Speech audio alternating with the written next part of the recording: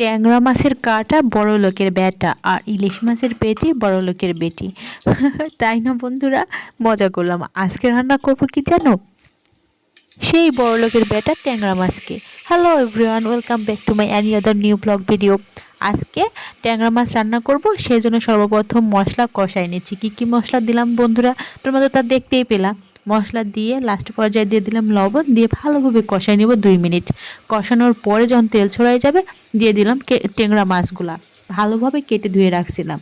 তারপরে হালকা একটু কষাই নেব, কারণ বেশি কষাইতে গেলে মাছ গলে যাবে আর ভেঙে ভেঙে যাবে, তখন কিন্তু রান্নাটা মজা হবে না। সেজন্য মাছ ভালোভাবে কষাই নেওয়ার পরে তুলে রাখলাম। তারপরে এই টমেটো দেখতেছো, এই টমেটো তিনটাও কিন্তু দিয়ে দেবো কেটে। এদিকে অন্য দুইটা সবজি, আলু আর বেগুন ওই একই মশলার মধ্যে কষাই নিলাম। আর এই দেখো আমি ম্যাজিকের মতো টমেটো তিনটাও কেটে নিলাম।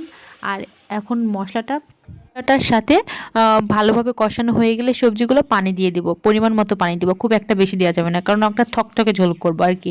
যখন বলক উঠে যাবে সেই পর্যায়ে দিয়ে দিলাম টমেটো কেটে রাখা। তারপর লাস্ট পর্যায়ে দিয়ে দিলাম মাছ, কারণ মাছ অলরেডি কিন্তু কষানো আছেই। তারপরে এই তো লাস্ট পর্যায়ে দিয়ে দিচ্ছি ধনিয়া গুঁড়া, একটু ধনিয়া পাতা, একটু ফ্লেভারফুল হওয়ার জন্য, কারণ শীতকালীন কথা, শীতকালীন সবজি, সেজন্য তো ধনিয়া পাতা দেওয়াই যায় ঘ্রাণের জন্য। এই দেখো কতটা ইয়াম্মি হয়েছে। এই দেখো ভাজা মাছগুলোও দিয়ে দিলাম।